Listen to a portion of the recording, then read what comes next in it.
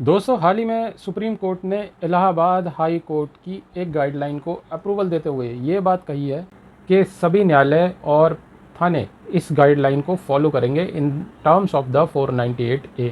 यदि 498A के तहत कोई भी कंप्लेंट, चाहे वो पुलिस थाने में आए या डायरेक्ट मजिस्ट्रेट कोर्ट में आए, उसमें इंस्टेंट अरेस्ट नहीं किया जाएगा एक्यूज को। दोस्तों, ये आपके लिए एक अच्छी खबर है, क्योंकि इंस्टेंट अरेस्ट में आपके रिश्तेदार या आपके माता पिता, आपके भाई बहन को घसीट लिया जाता है और प्रताड़ित किया जाता है। तो ये जो पीरियड है, ये एक लिमिटेड टाइम के लिए है और इसका टाइम पीरियड है 2 मंथ्स का। और 2 मंथ्स के इस टाइम पीरियड को बोला गया है कूलिंग पीरियड। तो ये कूलिंग पीरियड क्या है, ज़रा इन शॉर्ट इसको समझ लेते हैं और उसके बाद मैं इसके कॉन्सिक्वेंसेस भी आपको बताऊंगा। दोस्तों, ये कूलिंग पीरियड इस तरह से काम करेगा कि जैसे ही कोई महिला 498 की कंप्लेंट दर्ज करा देती है तो पुलिस इसमें अरेस्ट नहीं करेगी for the next 2 months, right.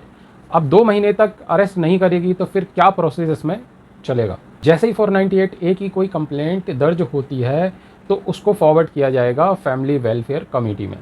Family welfare committee इसमें कुछ इस तरह से काम करेगी कि वो दोनों ही पक्षों के एट मोस्ट 4 बड़े लोगों को इंक्लूड करेगी, उन्हें बुलाएगी और दोनों पक्षों की बैठक कराएगी। जिस तरीके से हमने देखा है कि मीडिएशन काम करता है, ये भी कुछ इस तरीके से ही काम करेंगे। फ़र्क सिर्फ इतना है कि मीडिएशन मुकदमे स्टार्ट होने के बाद किया जाता है और फैमिली वेलफेयर कमेटी बिल्कुल फर्स्ट स्टेज में काम करेगी। दोनों की बैठक में एक चीज़ का क्लैरिफिकेशन आएगा कि आपकी पत्नी आखिर चाहती क्या है। क्या वो आपके पास रहना चाहती हैं? अगर आपके साथ नहीं रहना चाहती हैं तो क्या वो आपको छोड़ने के लिए कुछ एल्यूमनी चाहती हैं? तो वहाँ पर काफ़ी सारी चीज़ें आपको क्लियर हो जाएंगी और इससे कहीं ना कहीं झूठे मुकदमे भी कम हो जाएंगे। अगर दोनों पक्षों के बीच में फैसला हो जाता है तो जाहिर सी बात है फिर मुकदमा चलने की कोई गुंजाइश ही नहीं है। तो इस फर्स्ट स्टेज पर ही वो कंप्लेंट जो है वो बंद कर दी जाएगी। लेकिन अगर दोनों पक्षों के बीच में सहमति से कोई भी फैसला अगर नहीं आता है तो उस कंडीशन में फिर प्रोसेस उसी तरह से चलेगा जैसे कि अभी तक चलता आया है। लेकिन आप ये एक बात अच्छी तरह से जानते हैं कि जितने भी बेनिफिट्स आते हैं, जितनी भी सहूलत आती हैं, वो अपने साथ कुछ कॉन्सिक्वेंसेस भी लेकर आती हैं।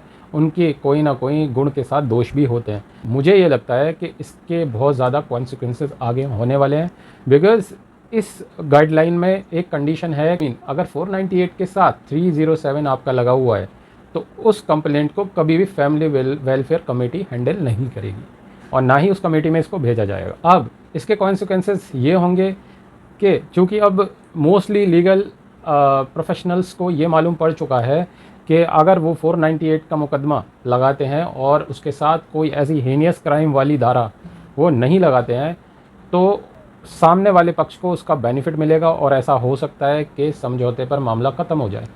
तो लीगल एडवाइज़र मोस्टली जब भी मुकदमा बनाएंगे तो वो ये कोशिश करेंगे कि 307 या इस तरह की कोई और हीनियस क्राइम वाली धारा उसमें लगा दी जाए ताकि मुकदमा फैमिली वेलफेयर कमेटी के पास ना जा सके और मामला समझौते पर ना ख़त्म हो सके और वो आगे चलता रहे और उनकी कमाई होती रहे और पत्नी भी मुकदमेबाजी में भागती रहे और पति भी हरास होता रहे। इस वीडियो में इतना ही। मिलते हैं नेक्स्ट वीडियो में कुछ ऑसम कंटेंट के साथ। तब तक के लिए बाय।